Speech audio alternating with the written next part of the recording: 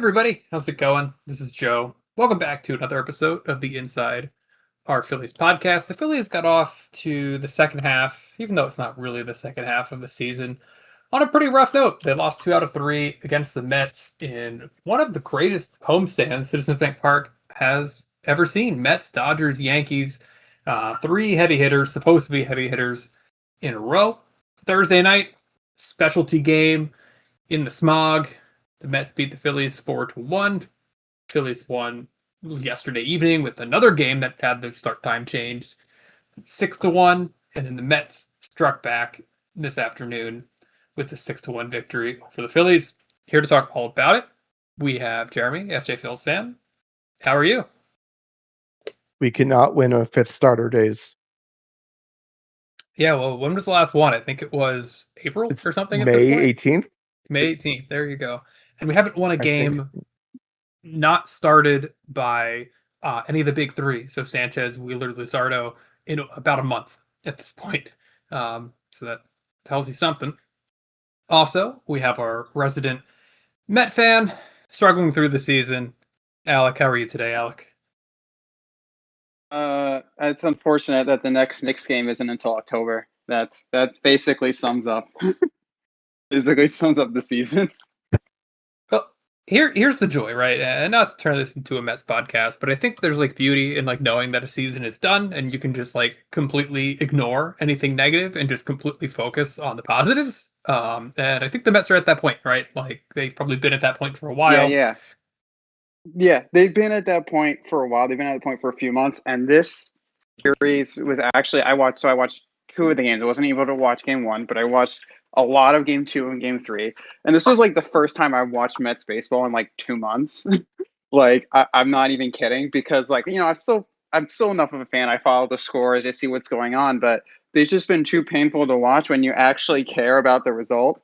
That like it was nice to actually be able to sit down and be like, oh, hey, it's baseball. I love this sport. If they lose, who cares? Their season's already done. So, yeah, no, I get it. But let's jump right into that game. Jeremy, it sounds like you and I will have to do the bulk of covering Thursday's game. First off, I think you have to talk about how ridiculous it was that they were playing this game in the first place, right? If you die, you die. I mean, this was the worst the air quality has been in Philadelphia since the 2023 game against the Tigers that ended up getting postponed because of Canadian wildfire smoke.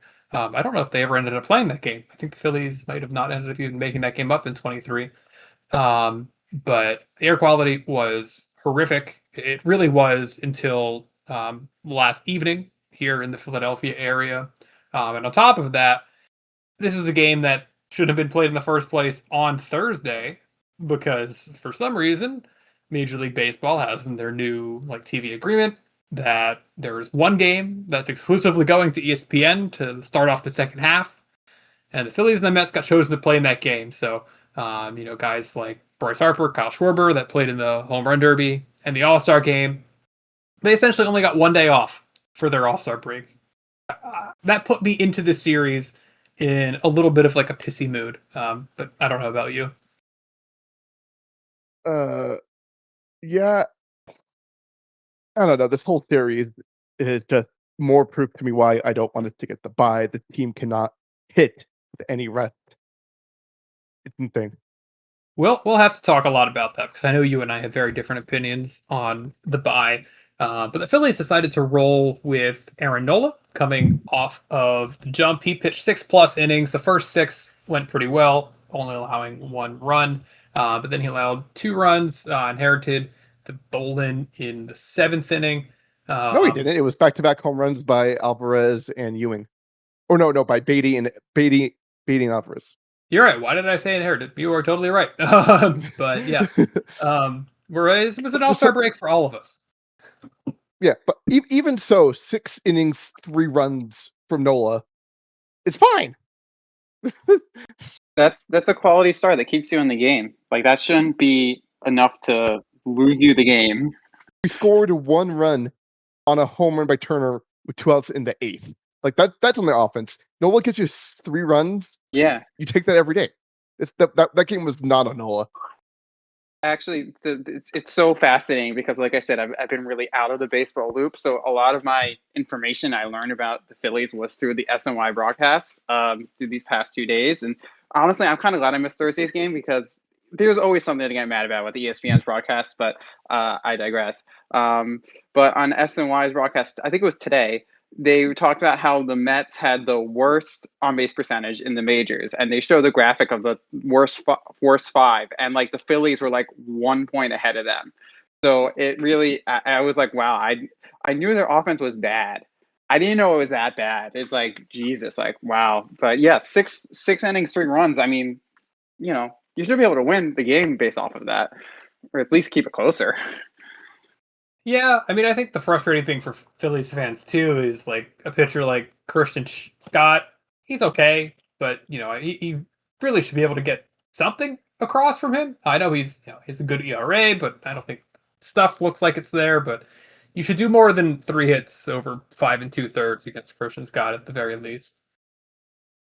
No, like what? It's like if the guy, he's a rookie, right? So if the guy is He's not a kind of. rookie, He debuted in 24, then got hurt, yeah. and then is back Oh this yeah, season back. now. Yeah, So yeah. So yeah, yeah, he's just the type of guy that like the Phillies never like won't hit. He's like if you're too good or too bad, the Phillies won't hit you. It's being like this middling tier for the Phillies to kind of consistently hit you. It's really weird.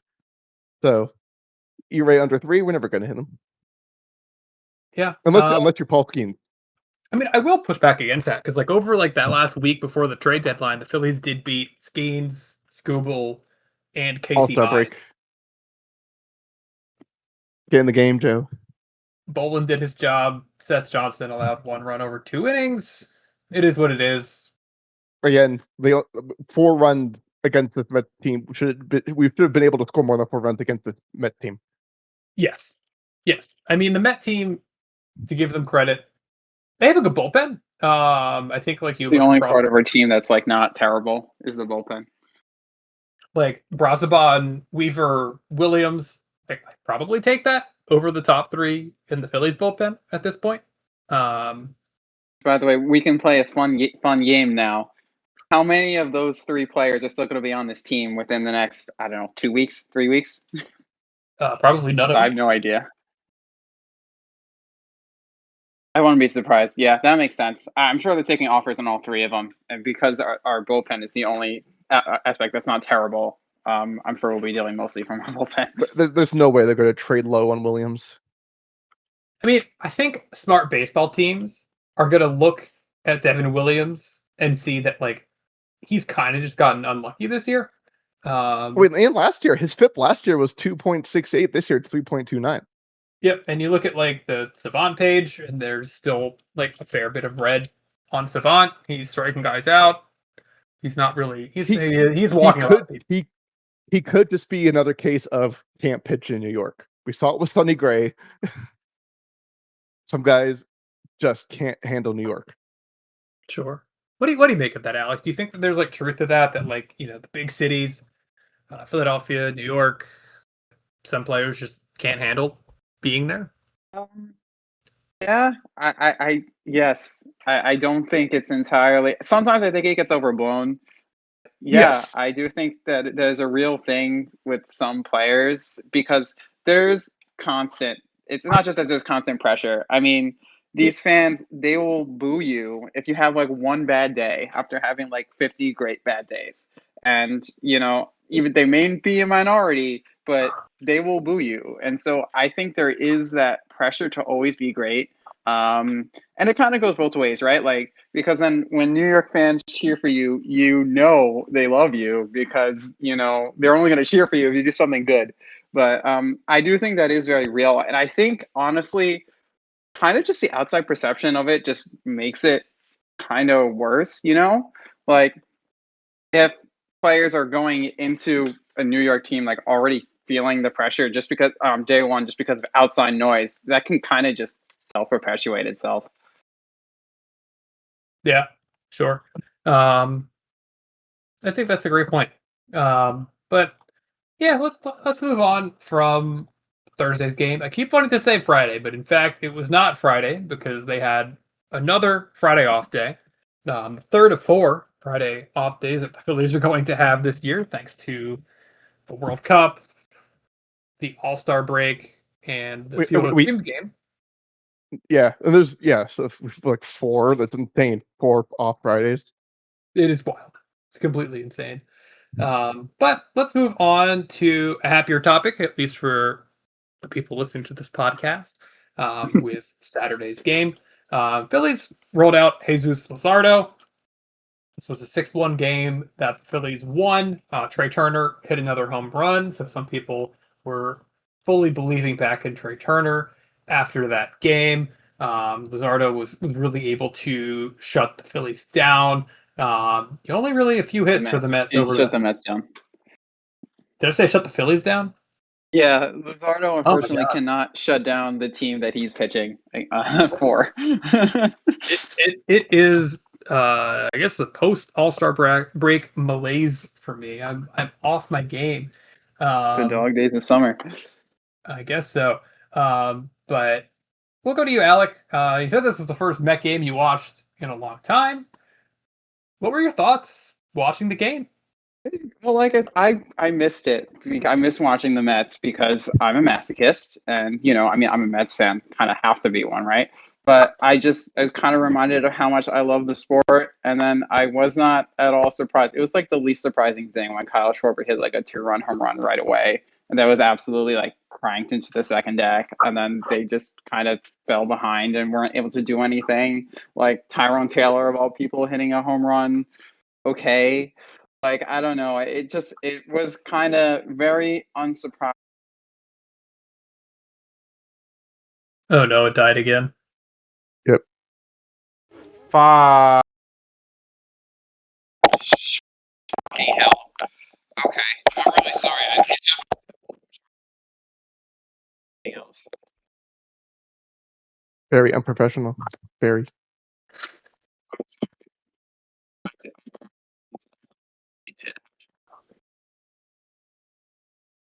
Yeah.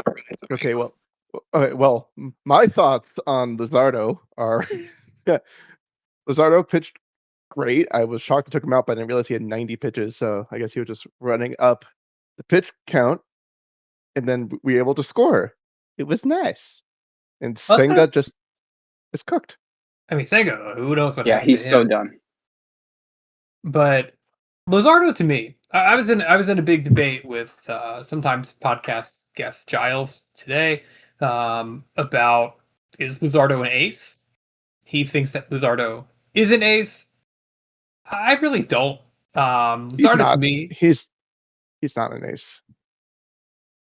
What's our new definition of an ace? Because we kind of have to evolve that with what has become in 2026. But just I'm looking at his baseball reference. Like, I find it hard to call 3.43 ERA for this year. Yeah, but I mean, an ace. It all depends on the depth. Like Luzardo on the Rockies will be an ace. So you think an ace is just like the number one pitcher on a team, regardless of how good the pitcher is? Is that what you're kind of saying? Yeah, ace of the staff. Yeah. Yeah, it's not like otherwise you're just a top pitcher in baseball. Yeah, I mean, to me, I think there's like a pretty big difference between Luzardo and Sanchez and Wheeler. In a game 7, I would trust Wheeler more than I would trust Sanchez at this point. Yes. And I think that like Luzardo is a decent, maybe more than a half step, 3/4 of a step behind them. Because to me, number one, he doesn't really consistently give you any kind of length. His pitch counts usually run high because he doesn't throw that many pitches in the strike zone, right? He strives off of swing and miss. He doesn't really ever pitch to contact, doesn't have the ability to pitch to contact. So usually he's not working deeper into games. Can be a little agonizing to see how long he works.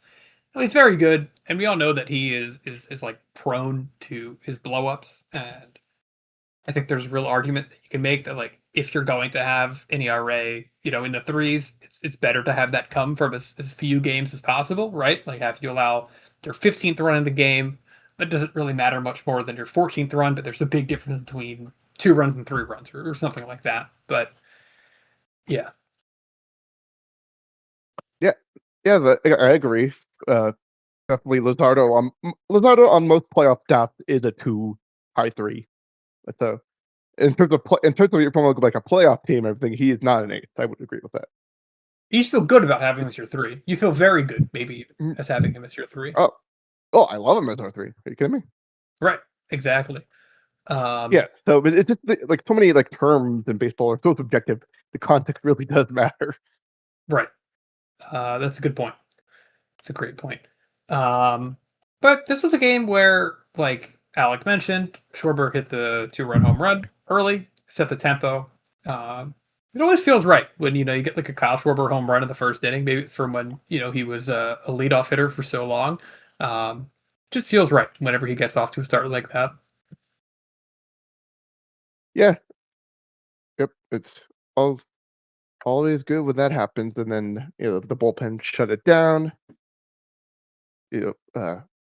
What's his face? Kirkring, no surprise, did great in the 7th.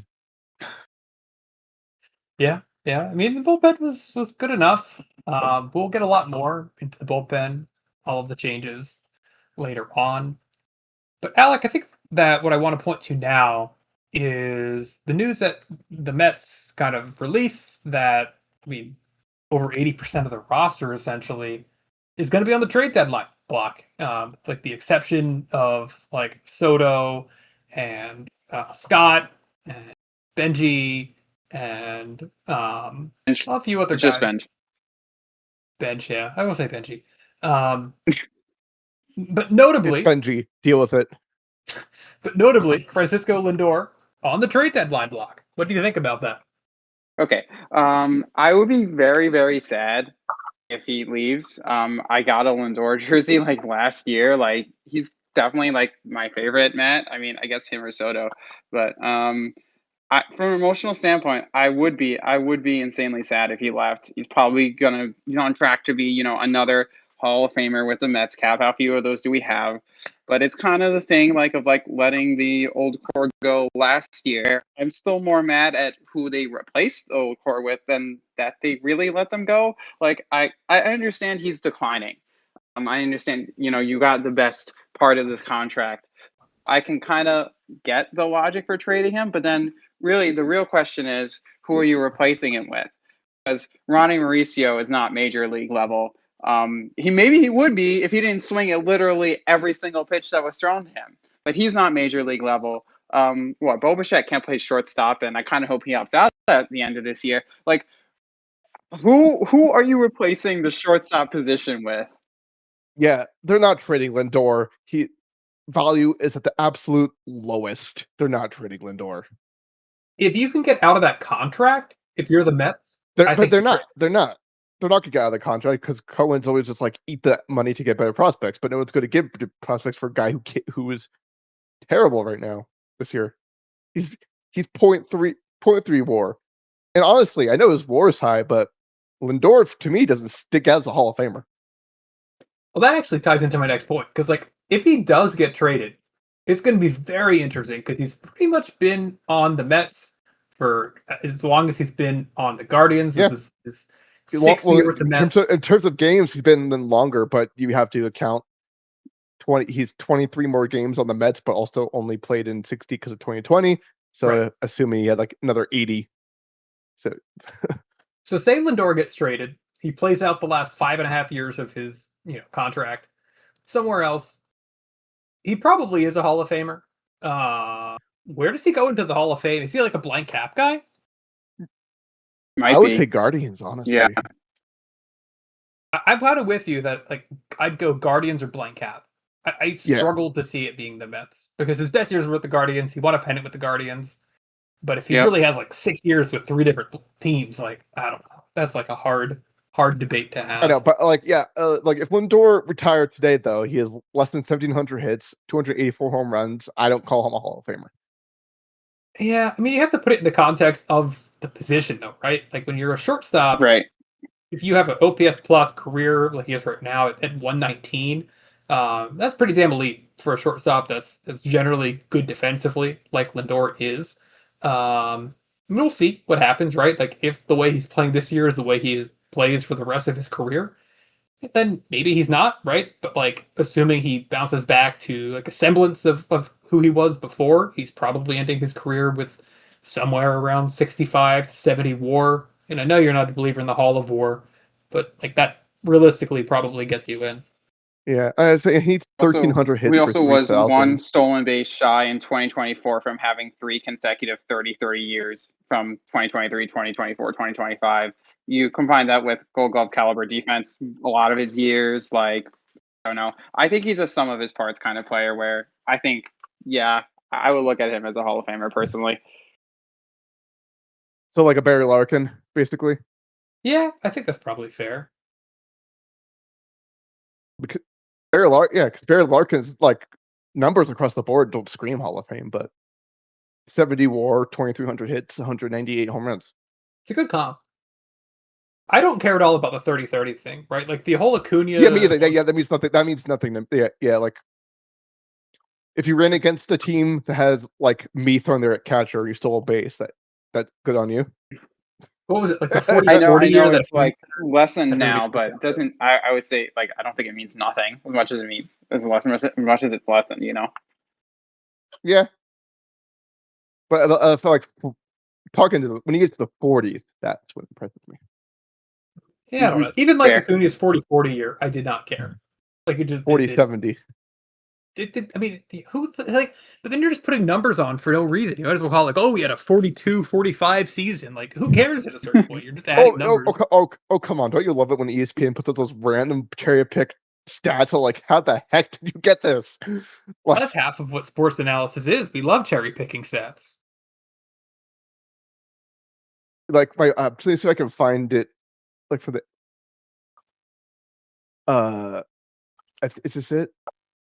Oh, here we go. From 2015, Steph Curry joins LeBron James as only 2 players in the last 5 seasons to record 25 double-doubles on their 27th birthday. 25-point double-double on 27th birthday. What? Yeah, that means nothing. Who cares, right? So you can, yeah, so you can make Exactly. anything sound impressive in sports, and it's just really funny when they do. Yeah, the Here's more a question. specific you get, the more meaningless the stat. Yeah. How many Hall of Famers does each of the teams, the Phillies and the Mets, have on their roster right now? I'll let you go for the Mets first. I think Lindor and Soto. I mean, that's really it. Like, unless we're projecting Nolan McLean to be like this absolutely amazing pitcher for the rest of his career, I think there's really nobody else you could look at and say definitively right now, oh, they will most likely wind up in the Hall of Fame. So I think Craig that's really Kimbrell it. was a Met this year. Is Craig Kimbrell a Hall of Famer? Oh He my has God. he has to be. You take out like if a guy sticks around for so long past it when he should have, that shouldn't count a part of his Hall of Fame. I mean, is Chapman a Hall of Famer then? It's so tricky with Yeah. relievers. I think the question is really hard to answer with relievers. Chapman's numbers are nowhere near fell off the way Kimbrel's did. Yes. Chapman only has 1 year of an ERA above 4. Chapman's definitely a Hall of Famer. No, in my opinion. yeah. I mean, he was just like he was the first 100 consistent 100-mile guy. Right. Realistically, like I don't think Kimbrel is, but like he'll probably be one of those guys that just hangs around on the ballot for 10 years. Yeah, for me, 440 saves. His prime was legit. Yeah, it's just a lot of it's a mixed lot of big up and down that past 30. Relievers are so inconsistent. I mean, and we've seen it in like I don't know, like both our teams in Baltimore, like the past couple of years, how bad Kimbrel has been, like how much the fallen off has. Like relievers are so inconsistent. I just have a tough time looking at relievers and saying they're Hall of Fame worthy. You could say that's unfair. I don't know. That's just from the pure eye test. It's really tough for me to look at a reliever and say, oh yeah, that's definitely a Hall of Famer. But I guess Chapman does have a case because he's been good enough for a long time. Although it's just saying that is kind of funny because obviously I share this town with Yankee fans. And so try telling a Yankee fan that Chapman is a Hall of Famer and they'll just laugh in your face. Understand why his postseason ERA with them is 1.71, and he had one bad. Was he even the closer in 22? Really? No, Clay Holmes was. Yeah. No, So 2022 was that the year he like left the team like mid practice and then didn't come back? yeah, He has too much of a reputation with the Yankees of choking and big spots than for Yankee fans to really like. No Yankee fan would want him back. Like, yeah, but they say that, but yeah, he has 3 losses for the Yankees in the playoffs, but he's given in two of those losses, he's gonna give like 1 run that postseason run. So like, seems like he came in when the game was tied. So I don't know. sometimes So it's just Jeremy, vibes based. I mean, what can I tell you? I think the Phillies have just one Hall of Famer, and that's Bryce Harper. I think you could make an argument about a lot of guys. They have 4. They have 4. They have 4 Hall of Famers. Yeah. All right, let's go. Who are they? Okay. Let's hear about it. Bryce Harper, No debate. Schwarber. Okay. He's gonna get to 500, and he'll get in. I don't think there should be an instant qualifier for the Hall of Fame. Honestly. Yeah, but but the premier slugger of his era, he's gonna get in. I would not vote for Schwarber. I would not either. I think there's more to baseball than hitting home runs. And while it's great that Schwarber is really, really good at hitting home runs, it's kind of the only thing he's Hall of really, Fame. really good Hall at. of Fame. Hall of Fame. Fame. I don't think Fame. he is. I wouldn't vote for him personally. That's just my opinion. Like, if we had the way that we're on Schwarber. If Kyle Schwarber was like the way that he was last year and this year, because now he's hitting for like significantly more average than he used to. Like, Kyle Schwarber is like a 250 hitter, hitting 50, 60 home runs a year. 2024, his average is higher than last year. The thing. So it's been 3 years in a row. Well, sure. Bring us back to 24 then. But like, you look before then, and he was just not the same hitter that he is now. Not on like the power and average combined. Even in 2024, he only hit 38 home runs, right? Like that was fine, great, but like it was not 56. It was not the somewhere in the 50s he'll end up this year.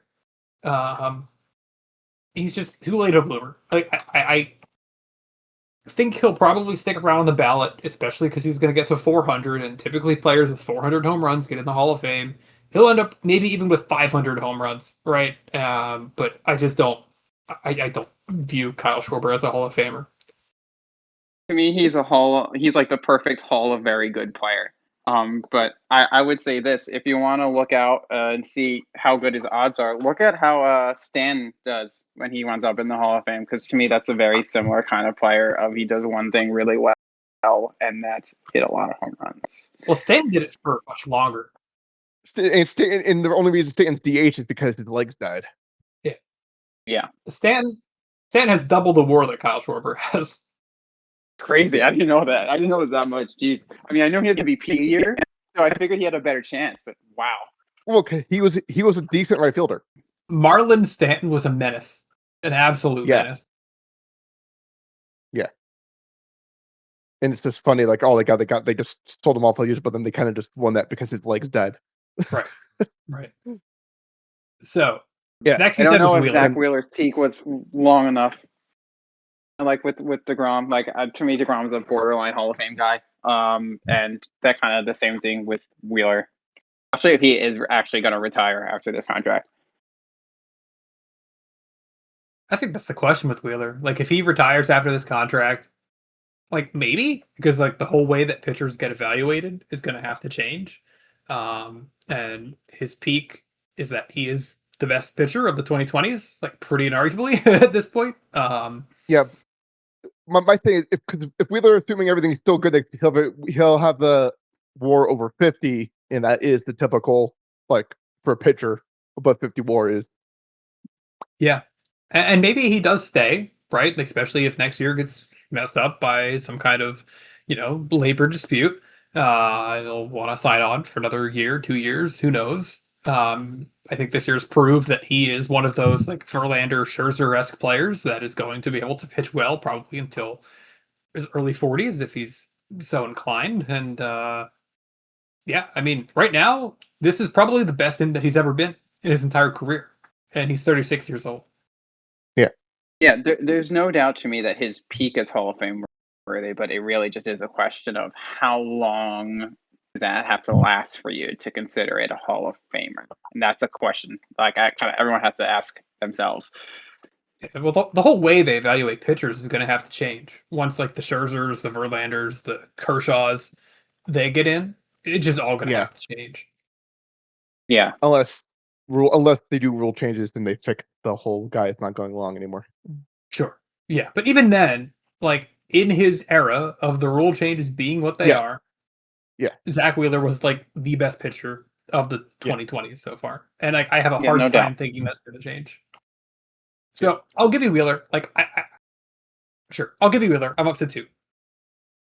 So who's your and then 4th? number 4, Seth Johnson. Seth Johnson. Oh, You're I'm joking. kidding. Yeah. So who's number 4? But possibly Duran. I mean, I guess the whole like closer thing. Like, I don't know. I mean, I mean, like if he keeps up how he's been doing with the Phillies, and he stay like another 10 plus years of this, I think he's a solid shot. yeah. He's the one I'm most iffy on. I mean, it's so hard to get relievers in, right? Like, K-Rod is never going to be a Hall of Famer, and like, is Duran going to be better?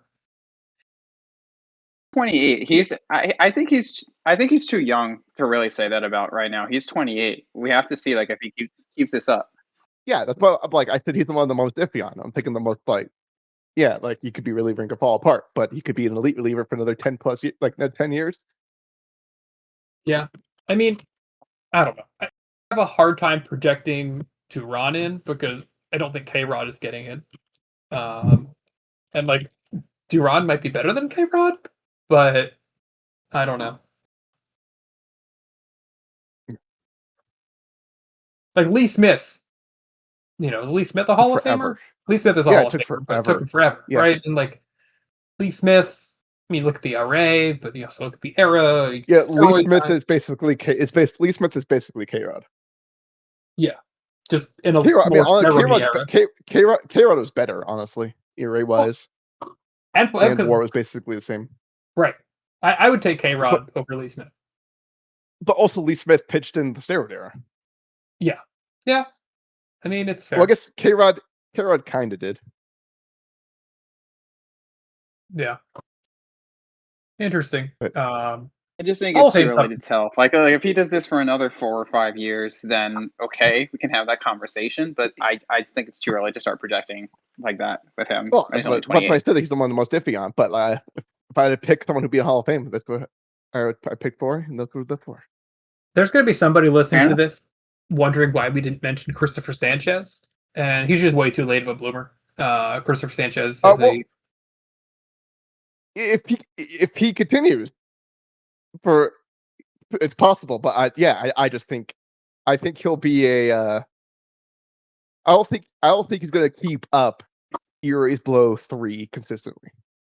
He has to pitch this way like deep into his 30s, and I just don't think you can bet on that.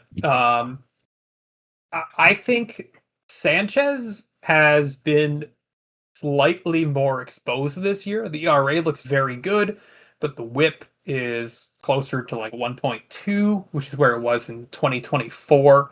I think 24 Sanchez is more like who he really is, not 25 Sanchez. Yes. Yeah, I agree. And 24 Sanchez is a good pitcher, but I don't think he's a Hall of Famer. Right. Exactly. So yeah, let's get Hall into very good. Yeah. 24 Sanchez is still an ace, but yeah. Yeah. So let's get into the last game of the series. Nolan McLean going against big Alan Ronhell. Mets got to Ron Hell early, 2 runs in the first, 3 runs in the second inning. And that was pretty much all she wrote for this one. McLean, what a disgusting pitcher. I mean, he looked like he's throwing wiffle balls out there. Struck out 10 Phillies across his 6 innings. And then Payne just was a long death for the Phillies today. I have a couple of things I want to say about this game. First off, who is this starter? I know you said he's like a backup fifth starter. Like, I don't remember ever hearing this guy's name before in my life. He pitched last year a couple games. He's just like one of the minor league free agents we signed like last year or waiver claim or something. So yeah, he's like a six. Okay. He's just the quad A pitcher that we have. If that, right? He's like more like organizational Fair. depth in like a good Yeah. organization. Yeah. Yeah. Second off, what the hell was going on in right field? I mean, seriously, what the hell was going on in right field this game? It's kind of funny. So I know obviously most of the people listen to the broadcast. Listening to the Mets broadcast, they kept focusing on that weird ass play where this guy's name. I looked at the guy's name. I also somebody I never heard of before. Like put like his sunglasses on mid catch, and they like kept expecting him to drop it, and they're talking about like the sunglasses. It was weird. But then he like made like another play, like he was running into the wall. He made the catch, let go of the ball. Like really, like what was going on with him? Like what's up with their defense? And then I don't know. Like the defense is I was shocked to learn how bad the Phillies defense was. There was one point in the broadcast where they said like the entire Phillies infield is like negative in defensive runs saved, and it was just like amazing watching. It was like, what the hell? Did they not learn how to defend anywhere? Oh, I'm sorry. What happened? There was like 2 errors on the play against us on Saturday, whatever. Oh, listen. Please. I know my team's not any better. I'm just genuinely like confused. Like I'm just trying to talk about baseball. Obviously, I have nothing to talk shit about. This is just genuinely me, the outside observer, looking at this, being like, "What the fuck?" I mean, you had like a botch run down in this game too. Our good right fielder tore his bicep, and then so we've had to deal with red hot Derek Hill, that can't last much longer, and then platoon bench prospect Rincones, who's basically supposed to be like just a power bat off the bench. Yeah. And then the infield Turner can't field because he's a head case. And then Stott, I think is just defensive metrics being meh. I mean, they're not the most thing. reliable, that's for sure. Here's the thing, right? Number one, like Rincones Jr., I mean, he shouldn't be in the major leagues. The Phillies have tried so many things to like plug their like third, fourth outfield spot this year, right? I mean, Dolis Garcia was not good enough in the slightest. They tried Felix Reyes at a certain point. They obviously traded for the man, the myth, the legend, Derek Hill, who has been otherworldly, but he's more of like a center fielder because Justin Crawford is not that good. Rincones is like another guy that they've just tried out because why not? The outfield is something that Phillies had problems with going into the year. I think people expected it, and it came into fruition, unsurprisingly, right? Like I think what frustrates a lot of Phillies fans, at least what frustrates me, is that all of the problems with the team are the ones that people could expect, right? Like nobody is surprised by what they're already seeing. I don't think there's anything available to fix. Like there's nothing worth getting that would have cost everything we didn't have, basically. Probably. Yeah. I mean, that's why, going to the whole trade deadline of it all, like I'm fine trading for defensive guys, even like a defensive shortstop or something, and move Turner out there. They won't cost much, and they'll. Yeah. I mean, I think our trade deadline move should be move Turner to the left field. You put Martian right, and we trade for a shortstop, where you play Sosa and you trade for another infielder or whatever. Right. Yeah. No, that's definitely true. But I don't know. And then you look at the infield defense, right? And I think the Phillies right now are allowing like the highest This is all for Matt Gelb. The highest batting average on ground balls for any team since the 2017 Detroit Tigers, Yeah. which is another Dave Dombrowski team. And like there are real comps between like the late Tigers of Dombrowski's run and the Phillies now, which is concerning to say the least. But we're going to all choose to ignore that because I don't want to think about that right now. We'll have to get into that more later. But you look across the infield, Harper has completely fallen off the cliff defensively. Stott, different It just metrics. feels like he has no knowledge. Like you had that play, I believe it was this game with a double play ball where he wasn't sure, it was hit to him, throw to second. He wasn't sure whether to cover like first base and like didn't get back there in time. And I've seen him botch. I don't remember if it's this year or last year. I've seen him botch a bunch of rundowns. Like it just doesn't feel like he has any first base knowledge, and he's played there long enough. You would think he would have figured it out by now. Yeah, but the thing with Harper at first base is ever since Ryan Howard, no first baseman can. Every first baseman looks like a Gold Glover to me. Ryan Howard had -2 D WAR consistently. Ryan Howard might be the worst first baseman of all time. It's quite possible. Quite possible. But I mean, I think with the pitchers the Phillies have, like there should be like a real focus on run prevention. And if that means that you have to focus on just getting better defensively, then you focus on getting better defensively, right? Like that's Yeah. Just you hope Schwarber pops a home run here and there. Word that Stern said that's too much in the offseason, run prevention, and look at what happens. Yeah, to do like sabermetric bull crap everyone likes to throw around. But it's true, right? Like the Phillies have 3 really good starting pitchers, some very good pitchers in the back end of their bullpen, at least one really good pitcher in the back end of their bullpen. Like the defense kills them. Trey Turner and struggles also, with 13 I ground think balls. so. I was just gonna say, like, if you have like the third worst on base in all of baseball, and then your defense is like just not helping you out at all. In fact, they're doing you so much damage. Like you're putting so much pressure on the pitching. Like what we talked about with Nola in game 1, where 3 runs, 6 innings, like that should be fine. Like you're putting so much pressure on the pitching to be perfect, because if they're not perfect, you either have a booted ground ball or your offense won't be able to help you out, or both. And like that's not really, it's kind of concerning, right, for the long-term health of this team, I would think. Sure. Yeah. I will maintain. I think that was part of the problem with Painter's development this year is he felt like he had to be perfect all the time.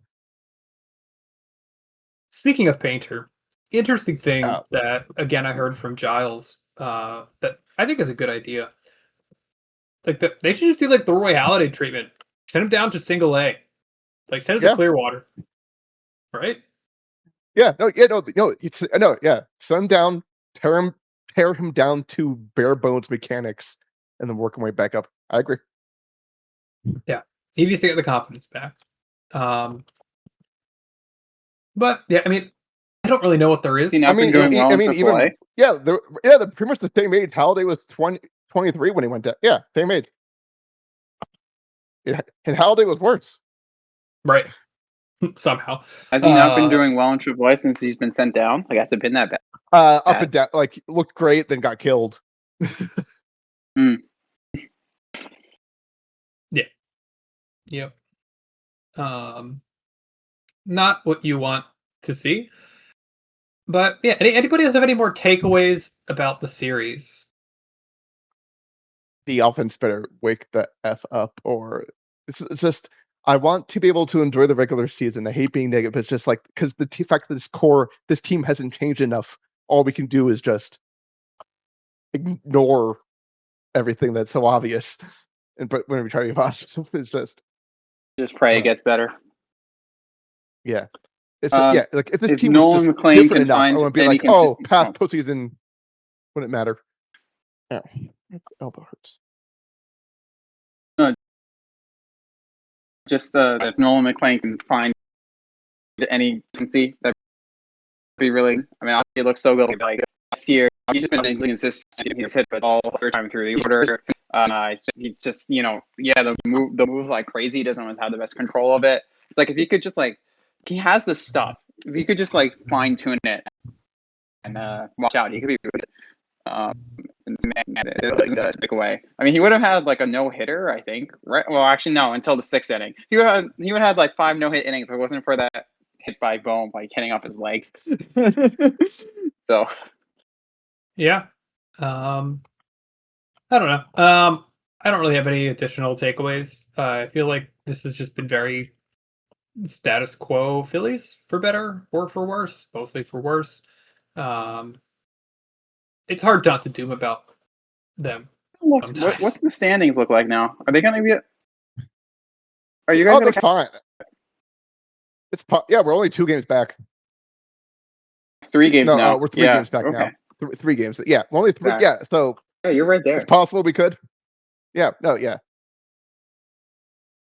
Yeah. I wouldn't bet on it. Go for it. No. I mean, just because the tiebreaker, just to feel we're so screwed in the tiebreaker unless we sweep in the rest of the year. Yeah. And we're 1.5 back from the number 1 wildcard spot, and so we're 3 up on the 3rd wildcard spot. So unless we drastically just collapse, we should make the playoffs. One thing that might work against the Phillies is that they have one of the hardest strength of schedules left in the major leagues this season. A lot of that difficulty comes from these upcoming series against the Dodgers and the Yankees. I think that's surely got the possibility of going completely backwards. And then you look at teams that the Phillies are maybe going to be competing against for postseason spots: the Marlins, the Cardinals, the Padres, the Nationals, Diamondbacks, and these are teams that do not have as difficult of strength of schedule as the Phillies have for the rest of the season. So just something to maybe keep an eye on. Yeah, definitely. I didn't realize the wild cards was that close. Schedule. Was this close still? I haven't looked at the standings in a long time. Yeah, it is. There's 3 teams tied in the 3rd wild card spot right now, and then there's 3 teams that are within 3 games of that 3rd wild card spot right now. So it's really tight. I did not realize it was still this tight. And they're all by 500, unlike the AL, where it's getting close to NBA territory. Yeah. Yeah. No, I mean, it doesn't matter now because my team sucks. But I was getting annoyed at the start of the season when the National League was looking so much better than the American League, because I just went through this with my hockey team, the Islanders, where the Eastern Conference was so much better than the Western Conference, and they would have easily made the playoffs in the Western Conference. They were in the Western Conference, but instead they were eliminated on the second to last game of the season. So I was like, damn it, could my team be on the other side of this for once? Matter, because obviously they suck, but it's kind of funny and annoying at the same time.